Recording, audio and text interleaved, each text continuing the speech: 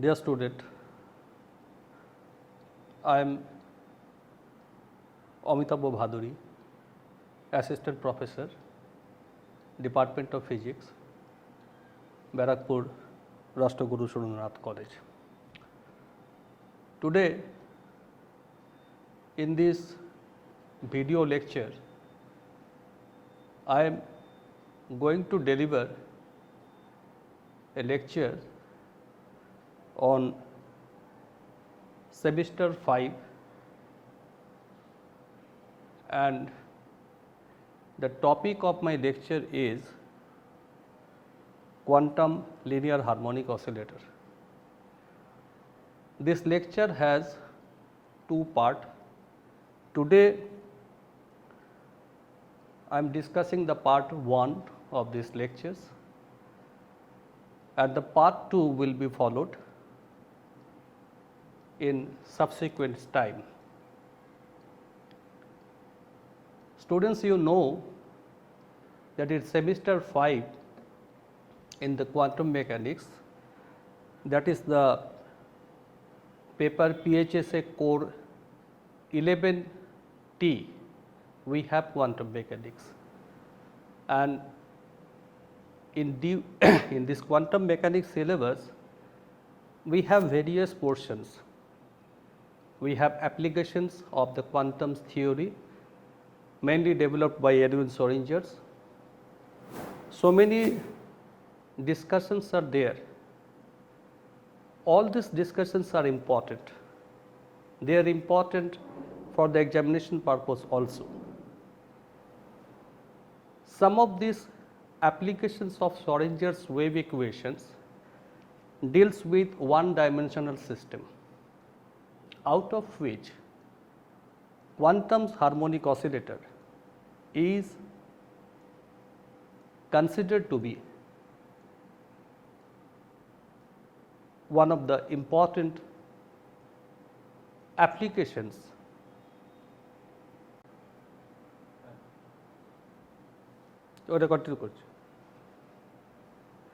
out of which we have various one-dimensional quantum system, out of which linear harmonic oscillator is considered to be one of the important applications of the Schrödinger's methods. We know that this particular applications is having numerous applications in other physical systems. Particularly in the vibrational motions of nucleus in molecules. Then we have its applications in the theory of radiations. We have applications of quantum linear harmonic oscillators in the crystal structures. So these are some of the applications, but I must say that this particular topic has manifold applications in different physical systems. So that is why this is really considered to be one of the most important applications in one-dimensional system.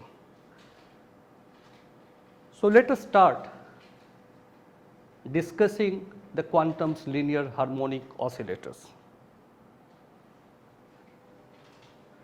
Now, if we carefully observe these slides in which we have seen some handwritten notes, and these notes and the content is going to depict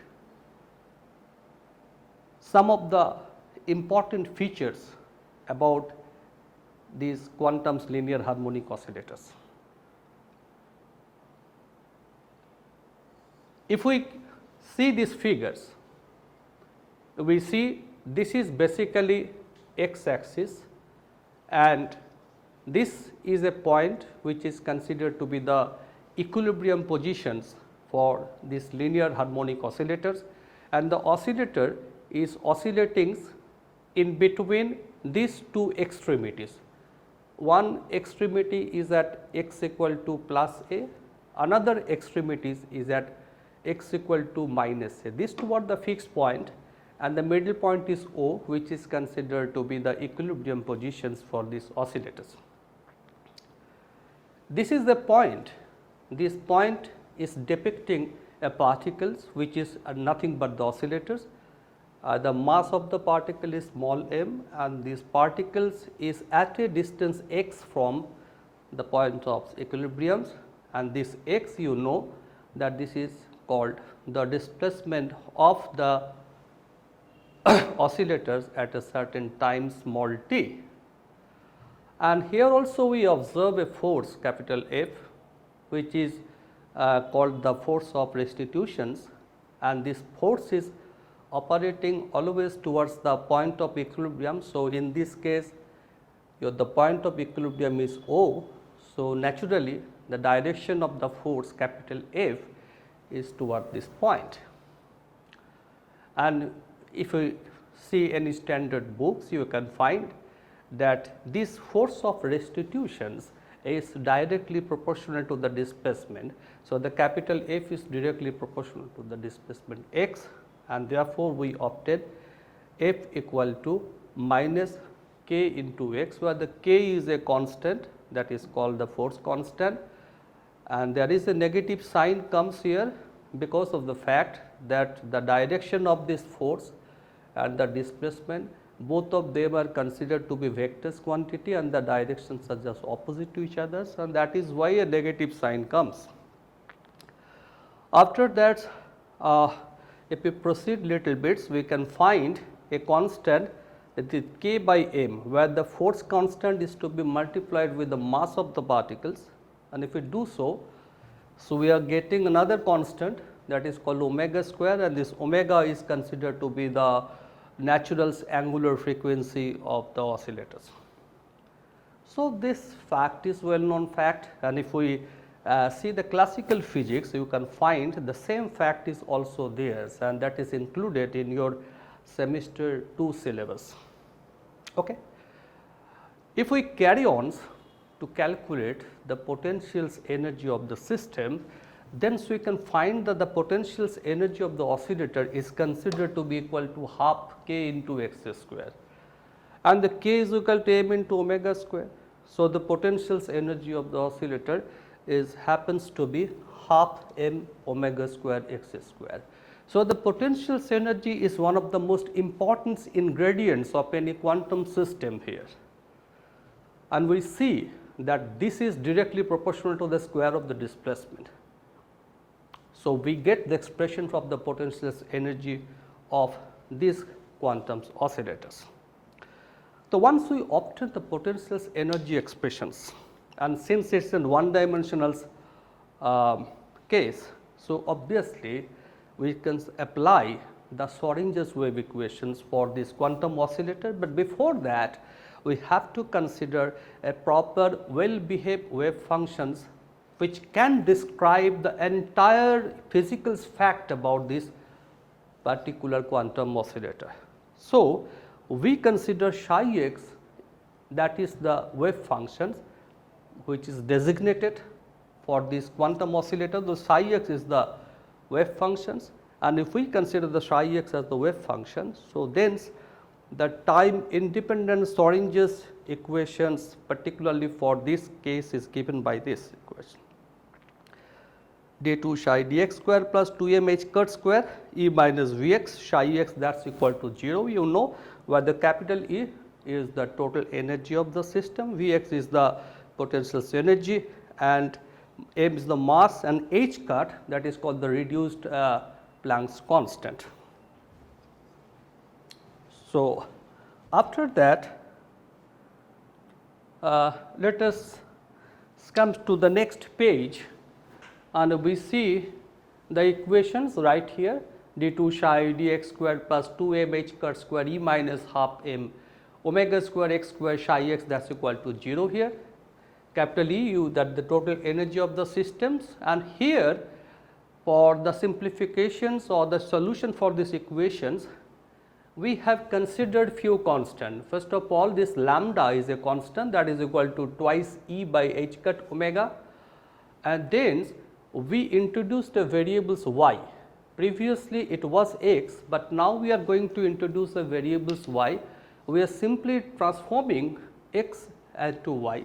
So, therefore, y is equal to root over m omega by h cut into x, where m omega by h cut is equal to alpha. So, you have y is equal to root over alpha into x and like that. So, these are some substitutions.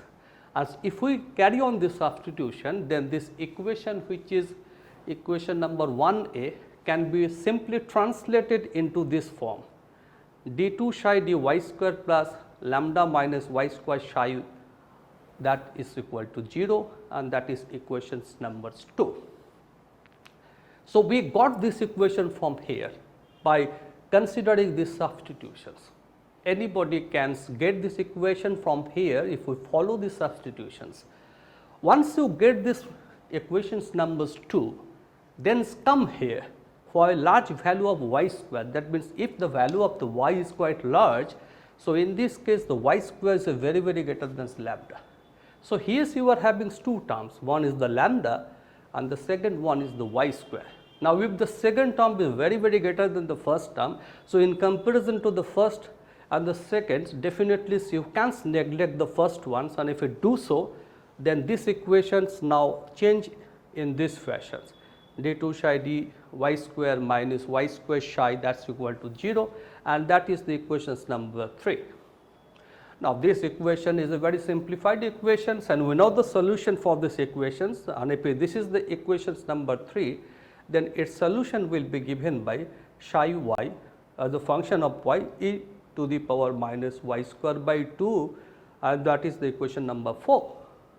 Now, here interesting observation is that I already mentioned that the psi function, which is going to represent the entire behaviors of this quantum oscillator, that should be well behaved psi functions, and the well behaviors of the psi functions demand that whenever you put y tends to infinity, that means if you make the y value is very large, if it tends to infinity, then the psi should not be infinity, psi should comes back to the 0.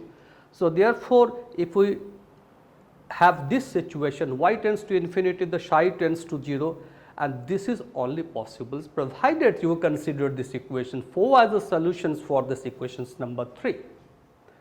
Okay. So, we accept this one because this particular solution is very much in agreements with this result. After that, we simply try to fit these solutions into equations numbers 3. We have these solutions and we fit this solution into equation number 3, and if we do so, and then we get this result: d2 psi dy square minus y square minus 1, this psi right side is 0. So, this is the equations number 5. So, these are simple mathematical steps. Any standards book, if we see any standard books, you can get all this result.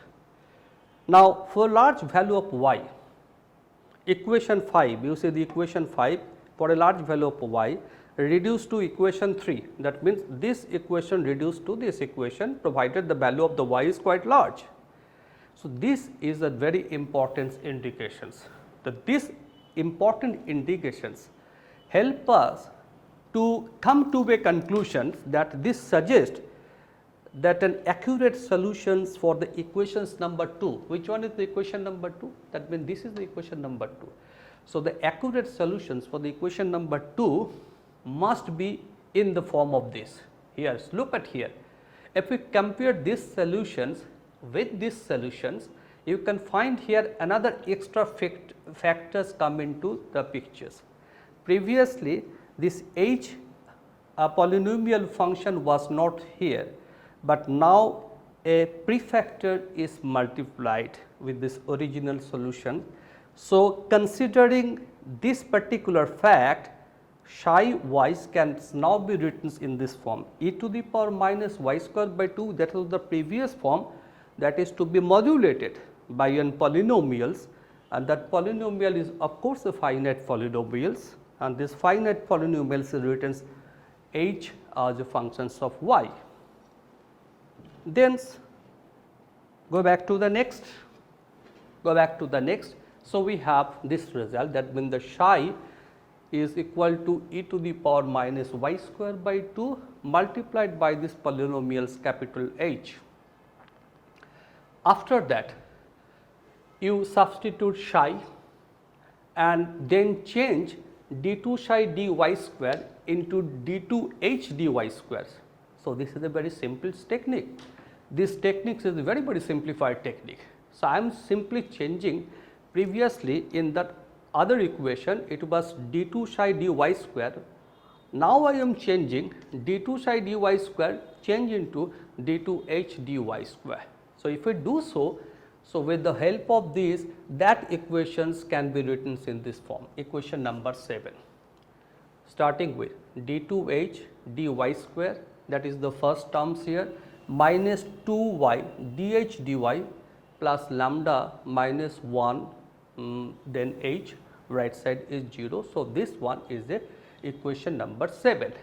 So, we got this equation from the previous equation, considering these solutions. So, which is a well known harmonic differential equations.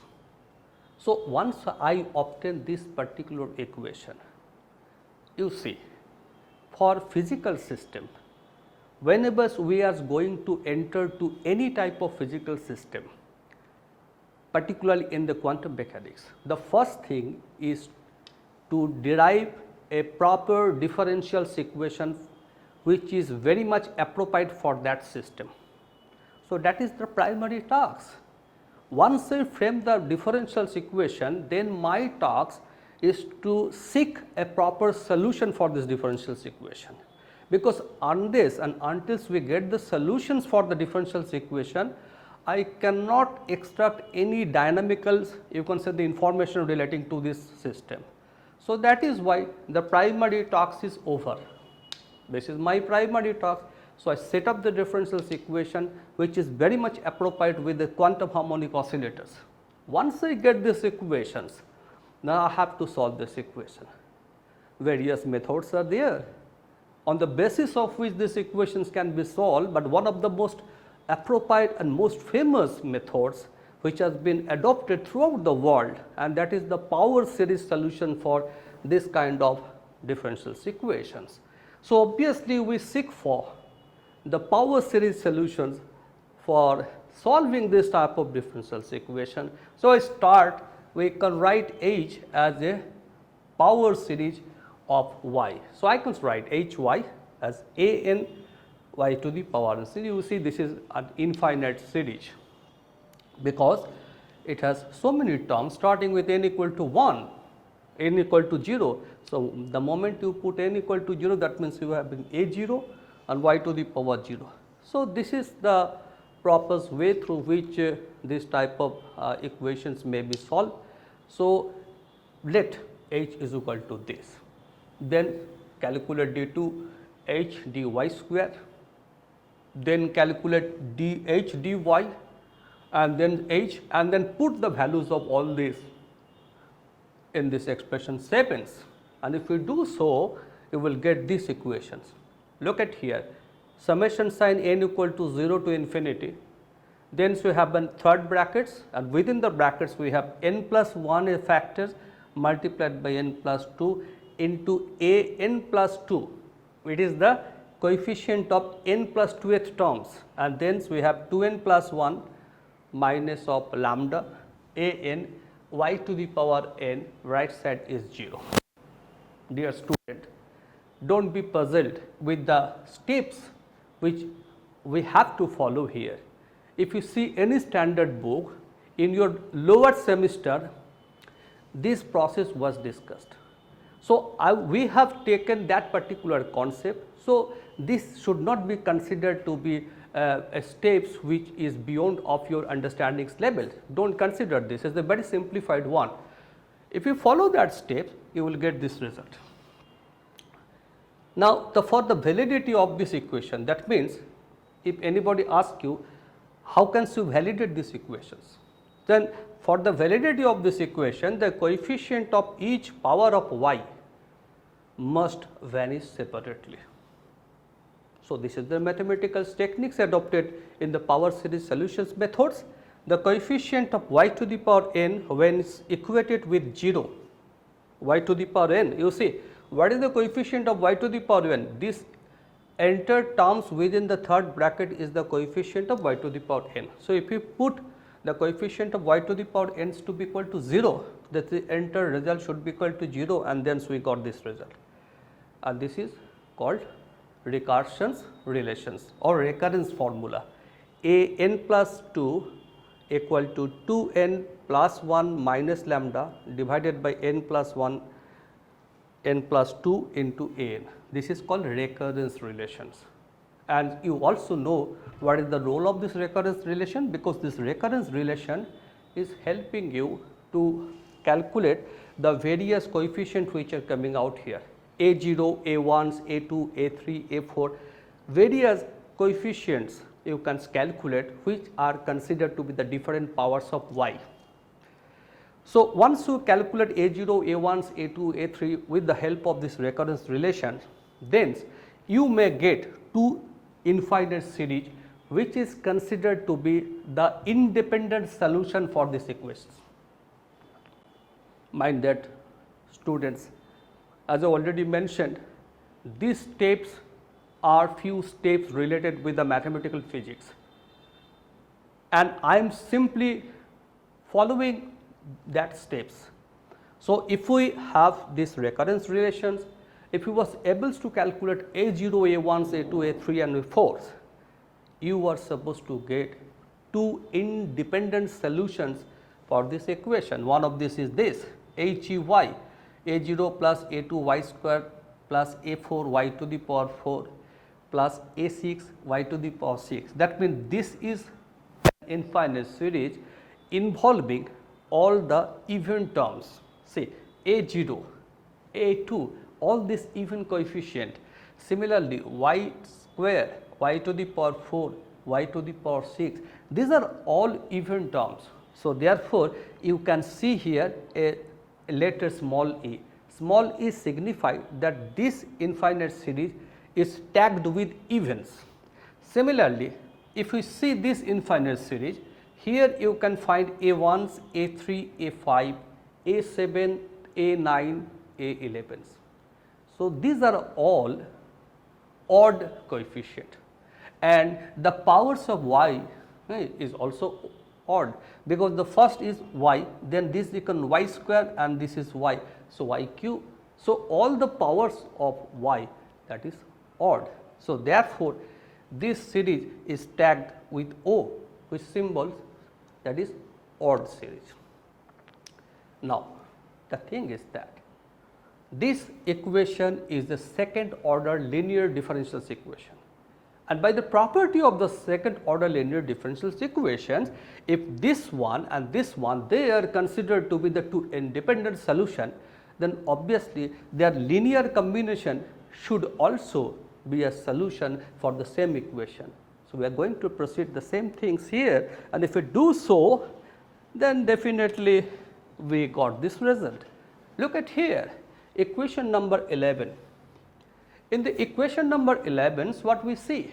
HY, this is the first series, this is the first series plus second series. So, it is nothing but a linear combination of the first series with the second series. So, that is possible because the equations is a second order linear differential equation. So, we can write in this way. After that, let us see. Equations 11 suggests that Hy does not terminate to some value of n. The wave function, this will become infinite as y becomes infinite. This is considered to be one of the very important, you can say, the remarks which is mentioned here. See, this is the difference between the mathematical physics and the actually the real physical problem. Mathematically, you may get these solutions, within the solutions for the Hermite's polynomials equations, but the physical fact is that this particular series contain infinite terms, and infinite terms means their powers of y is also go on increasing, y square, y cube, y to the power 4, y to the power 50, y to the power 70, as like that. So, if this particular equation involves infinite terms, and if you allow all the infinite numbers of terms, then that will leads to a very dangerous situations, and this dangerous situation is not permissible under any physical system. And the system is that, suppose if your y is quite large, if your y tends to infinity, then if the series is contains so many terms, if for a very large value of y, suppose y to the power 1000. So, y to the power 1000, the value of y is large. So, y to the power 1000 terms will be there, suppose. Then what is the value of y to the power 1000, which is very large, and the value of this y is so large that actually it makes capital Hy tends to infinity. And if anyhow capital Hy tends to infinity, then this factor, if suppose infinity, then infinity into e to the power minus y square by 2, that actually makes the psi functions to be infinite, and that puts a problem. Psi function is what? It is the wave descriptions of the quantum oscillator. So, the quantum mechanics is telling you, or the development of the quantum mechanics is telling you, that the psi function should be well behaved, and any well behaved psi function should not be infinite. It may not having any value, that be under no circumstance you can say that psi is infinity. But if psi is infinity, then that is actually a disaster for the physical system.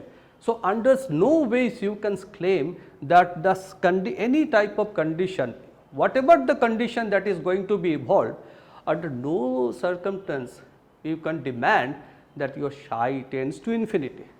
So, that is a problem. So, that is why it is quite necessary for us to terminate the series. So, we cannot allow all the terms of the series, we have to terminate the series. Anyhow we have to terminate the series, so that the series should have a limited terms, not the infinite numbers of terms. So, this particular termination of the series is possible, because that will save the system. If we allow all the terms, definitely that will be a disaster. So, we have to terminate the series, so that in the event y tends to infinity, psi infinity, that should be equal to 0. So, the termination of the series is the high demand.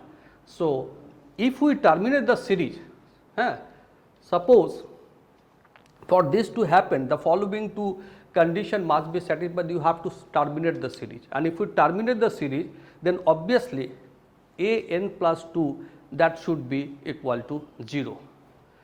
For some value of n, suppose some value of n, if we want to, you see, basically we have, if we carefully see the steps here.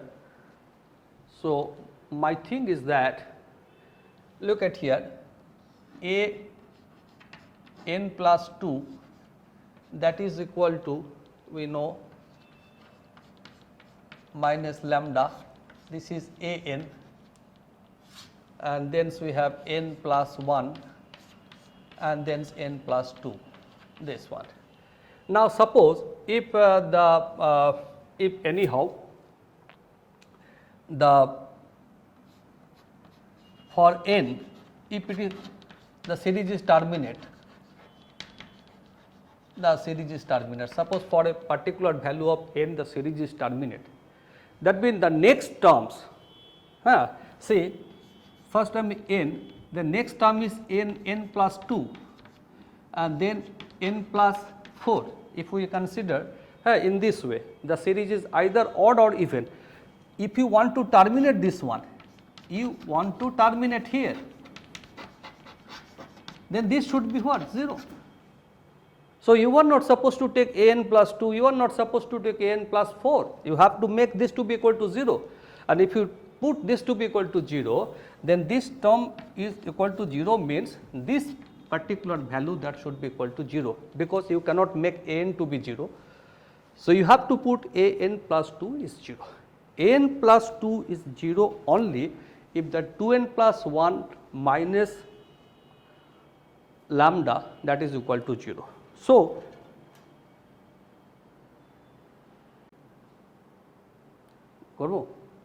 therefore, what we see, look at here, this particular condition demand that this lambda should be equal to 2n plus 1. So, this is a very, very important you can say the part of our discussion, that the termination of the series resulted this condition lambda is equal to 2n plus 1, because this factor is equal to 0.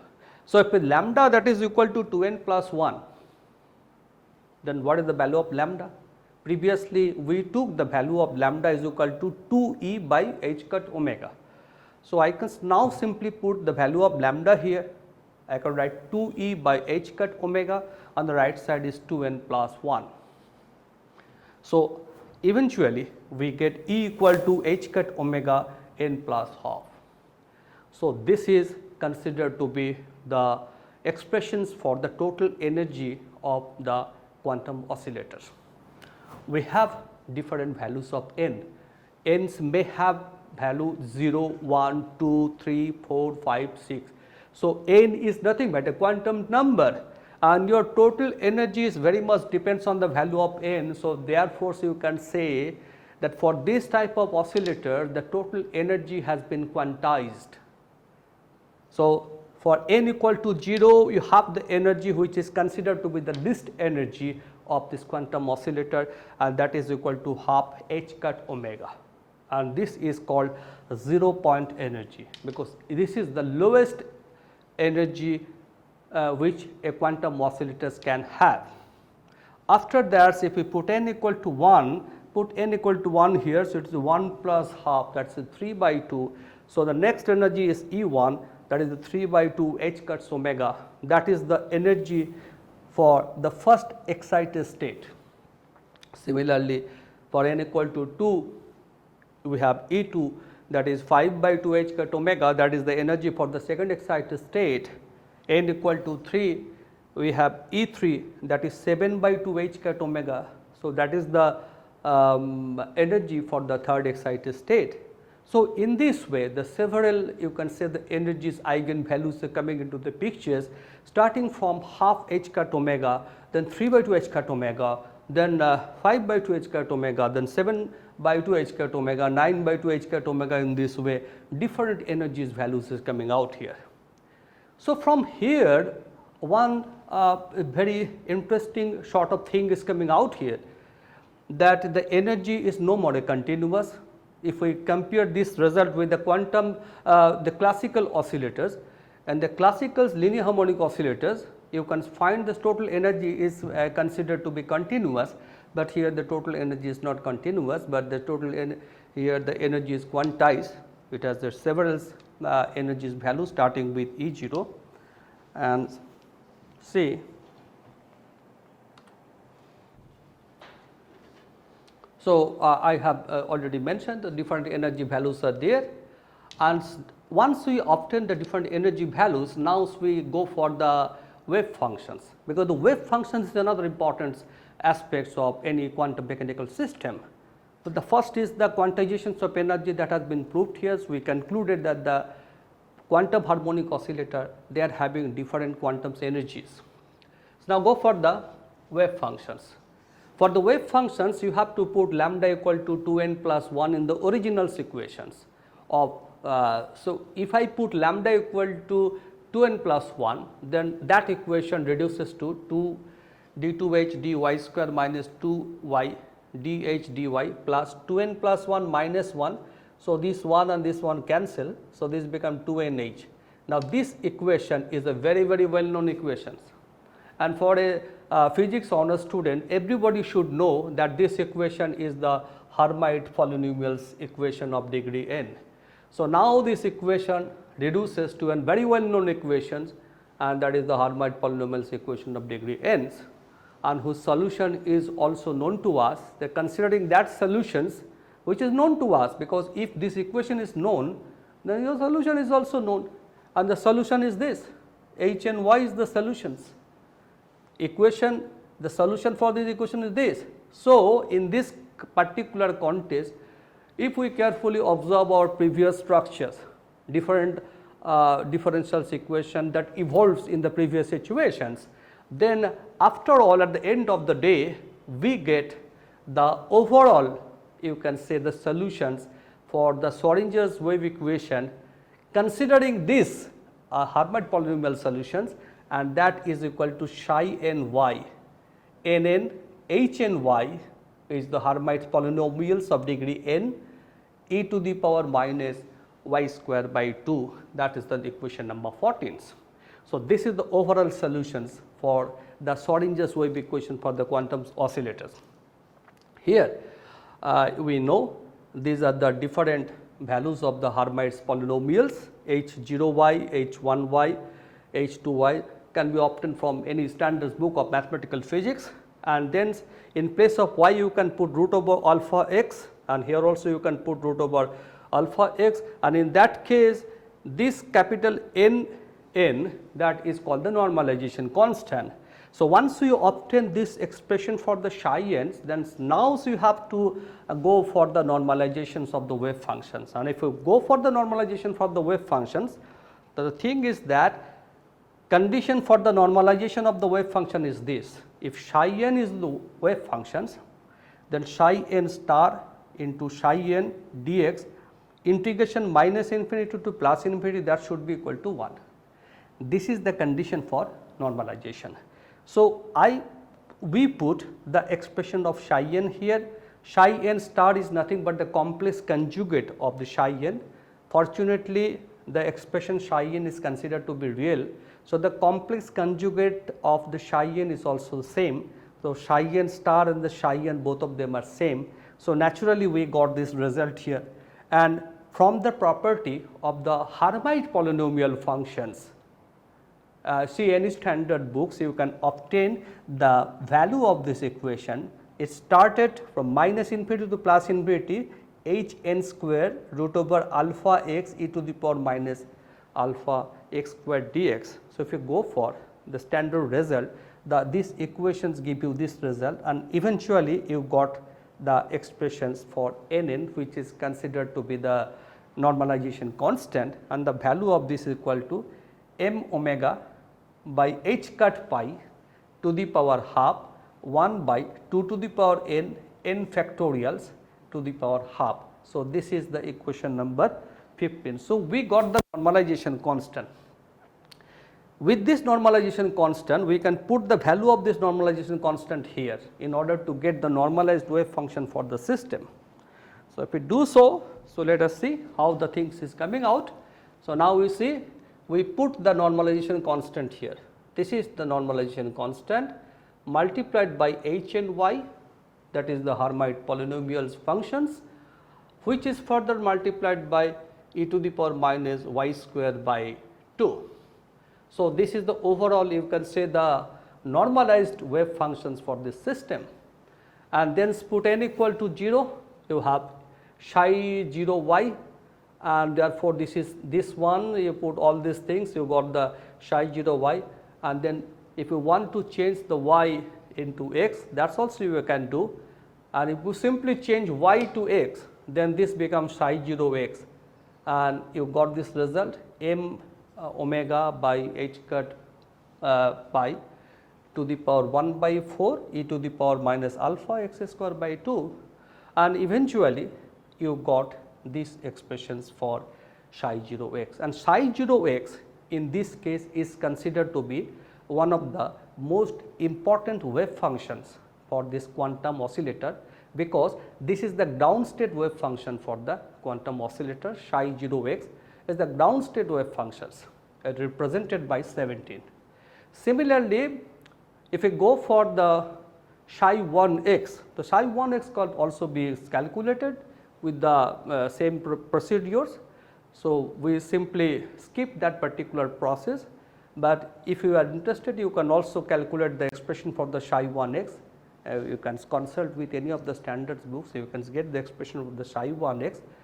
The psi 1x is the wave function for the first excited state, and the expression looks here, m omega by h cut to the power 3 by 4 root over 2 by pi to the power 1 by 4 into x into e to the power minus alpha x square by 2. So, this is the expression for the psi 1x.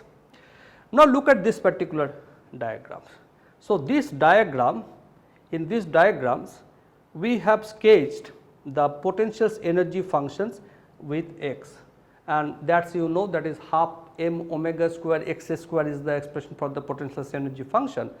So, Vx versus x plot should be parabolic. So, this is nothing but in parabolics you can say the form of the potential function that we are seeing here. But what about this straight line, horizontal straight lines?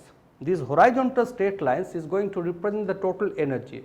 You know, for the quantum oscillator, the Vx with the potentials energy is a function of x, and as the oscillator is moving, the potentials energy is going to vary according to these situations. But regarding the total energy capital E, that is happens to be constant. So that is why it should not depend on the value of x. So, that is why these are the different horizontal lines that we are getting, and each and every line is going to represent the total energy of the system for various quantum state. For examples, look at here, this is a straight line. This particular straight line is going to represent the total energy of the system when the system is in its down state. So, E0, and that is equal to half h cut omega. But if the system goes to the first excited state, then now its energy becomes 3 by 2 h cut omega, and the 3 by 2 h cut omega cannot be represented by this line, but this will be slightly higher. So, therefore, 3 by 2 h cut omega will be represented by these lines. So, this is the energy levels considering to the first excited state. This is the energy levels for the second excited state, third excited state, fourth excited state, fifth excited state. In this way, various energy levels which are quantized energy levels come into the pictures. Interesting fact about this is that all these energy levels for this quantum oscillator is considered to be equally spaced. That means the separation between the ground state energy levels and the first excited state energy level is, you know, you just calculate 3 by 2 h cut omega minus half h cut omega. So, you will get result h cut omega. Similarly, the separation between this energy level and this energy level is also h cut omega. This and this is h cut omega. So, I mean to say that all the energy levels that we are seeing here, which is going to depict the total energies for the quantum harmonic oscillators for its various quantum states, they are considered to be equally spaced, and the separation between two successive levels is always considered to be h cuts omega. So, this beautiful picture is giving us how does the potentials energy change and how does the total energy of the system change. Total energy of the system has various values starting with half h cut omega, 3 by 2 h cut omega in this way. So many values are there, and that is permissible values. These are quantized values of the total energy of these quantum oscillators, and this is the variations of the potentials energy. So, in this way, let us go further. If I go further, now see here there are some pictures which is coming out here. In these pictures, I think this one is rather faint here, but actually here it is written wave functions. What are the different wave functions? So far I have discussed two wave functions. The first one was psi 0x, and I told you that the psi 0x is considered to be the ground state wave function for this quantum oscillators, and then we have psi 1x, and that particular wave function was considered to be the wave function related to the first excited state. So, if we try to plot psi 0x versus x, how does it look? You see, this is the x axis and these are the two extremities of, you can say, the quantum oscillators. This is x equal to plus a and this is x equal to minus a. And here if we plot psi 0 x, if psi 0 x goes in this way, look at here, it goes in this way, this goes in this way, just like in Gaussian natures. This is having some Gaussian natures, but the important point to note here, that is quite spectacular, because here we can find some predictions which is totally contrary to what the classical physics is telling us. For the classical oscillators, you cannot find the oscillators beyond of these two extremities. Neither you can find the oscillators here, nor you can find the oscillators here, because when the oscillators come at the point x equal to plus a, it has to retrace back its journey. It can start its motion from here, it can go up to here, and then it has to retrace back. Similarly, if it goes in the left side, it can come here up to this position, then it has to retrace back. So, under no circumstance for any classical oscillators, you can expect that oscillator come at these regions or at this region, crossing these two extremities. But what the quantum mechanics is telling you? The quantum mechanics is telling you a different story.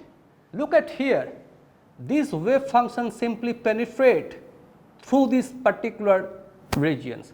That if the wave functions is here, so definitely you have a certain finite value of the psi 0 x, and once you have a finite value of psi 0 x, that means you are expecting psi 0 x mod square. So, there is a probability of finding the particles beyond of this classically permissible limit.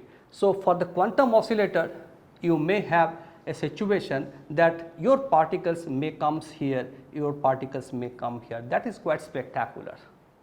And second notice is that in the case of a classical oscillators, when the particle is here, it has a tremendous velocity, velocity is quite large. So, most likely the particle spare least amount of time at the origins or at the equilibrium position. So, probability of finding the particle at this particular position is minimum, but in the quantum oscillator, here you see the value of the psi, amplitude of the psi is largest at x equal to 0. So, most likely you can find the particles at the equilibrium position. So, this particular result is totally different from the classical prediction.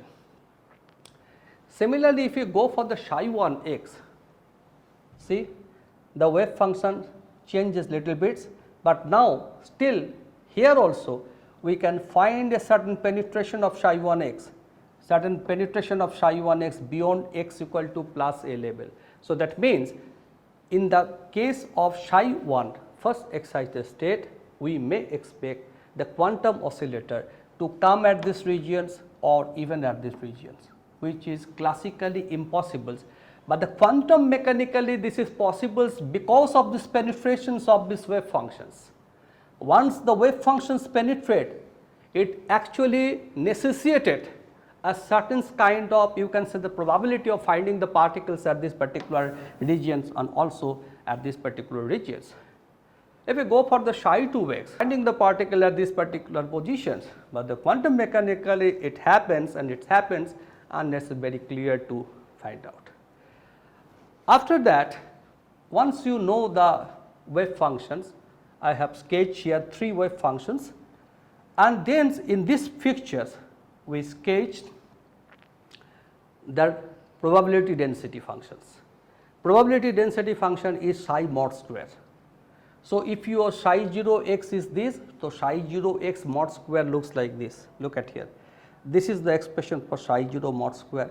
This is the expression for psi 1 x mod square. So, this is going to represent the probability density functions. So, probability density functions look like this, and it has highest value at x equal to 0, signifying that in the quantum oscillator, the oscillators may have maximum probability of occupation at the central position or at the point of equilibrium.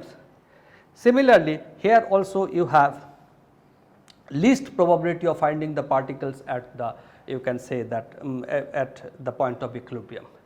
but here you see a penetration of psi 1 x mod square. It symbolizes that you may get the particles here, you may get the particles here, you may get the particles here, you may get the particles here. In these diagrams, you see and dotted lines. Look at here, this is a dotted line, and this dotted line is going to symbolize the classical probability of finding the particle. That means if your oscillator is quantum oscillator, if your oscillator is classical oscillator, which was taught in the semester 2, then probability of finding of the particles with x going to follow this. So, if I see this diagram, then I find that at the mid position the particle is having less probability of occupations. That means at the center for a classical oscillator, it is the probability of finding the classical oscillator at the equilibrium position is the least or the lowest. So, this is the quantum prediction and this one is the classical prediction. And if we compare these two results, interesting fact is that the quantum prediction is simply challenging the classical prediction. That means the classical prediction and the quantum prediction, they are just 180-degree opposite to each other. They are not going to comply with each other. They are not going to coincide. That means the observations from the classical physics and observation for the quantum physics, they are not going to meet together. If one of them is moving in this direction, other is moving in this direction, because this is the prediction of the classical physics and this is the prediction of the quantum physics, and these two are simply challenging each other. So, that seems, so here also the same things happens, but in the quantum physics a very interesting observation was made by Niels Bohr, and he knew that sometime the classical result and the quantum result may depart, but there are certain circumstances where these two observations should come to the same platform.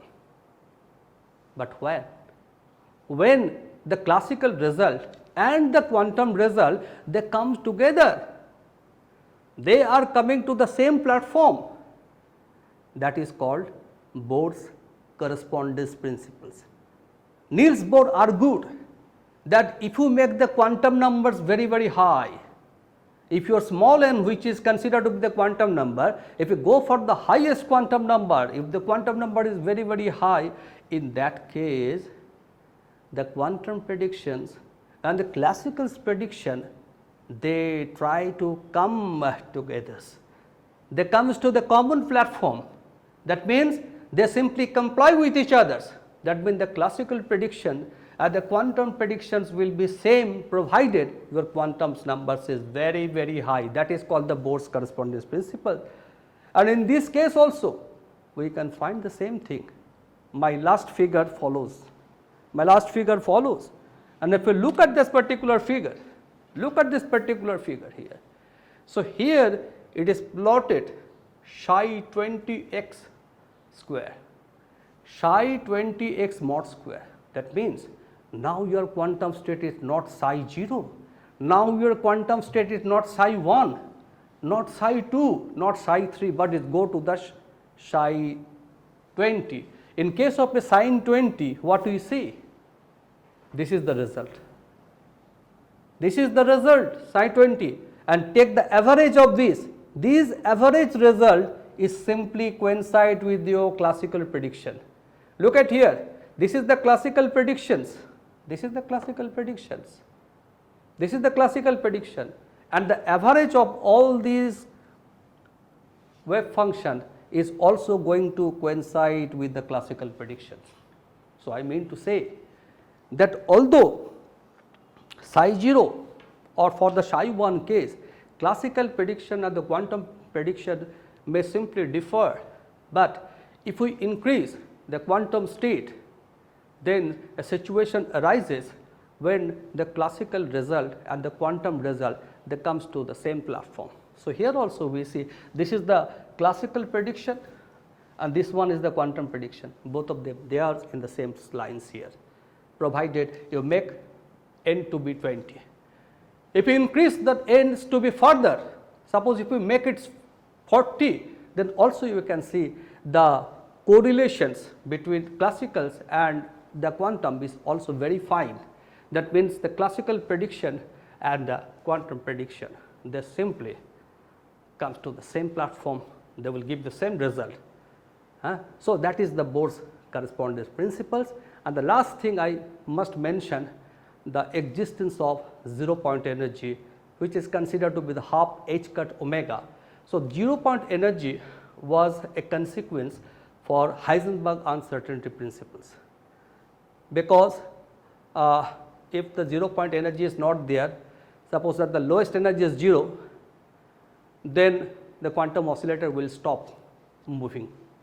And if the quantum oscillator stops moving, then definitely you can locate exactly the position of the quantum oscillators. And if you do so, then in that particular context, the uncertainty in finding the location of the quantum oscillator delta x, that's to be equal to 0, and that make delta px to be infinity or px to be infinity. So, px is nothing but that is the momentum of the oscillator. So, momentum of the oscillator is infinity, but the oscillator is not moving, it is stopped. So, that is something which you cannot correlate. A particle which is at rest, but its momentum is infinity, that is something which you cannot handle out. So, that is why it was proposed that the quantum oscillator should have a 0 point energy in order to safeguard the Heisenberg uncertainty principles. And you know, Heisenberg uncertainty principle is one of the most important, you can say, the pillars of the development of the Schrodinger's quantum mechanics. With that, I am going to you can say that I am going to complete my this lectures, this part of the lecture, and in the next lecture I shall discuss the second part of this quantum harmonic oscillators. With that, thank you all for listening to these deliberations. Thank you.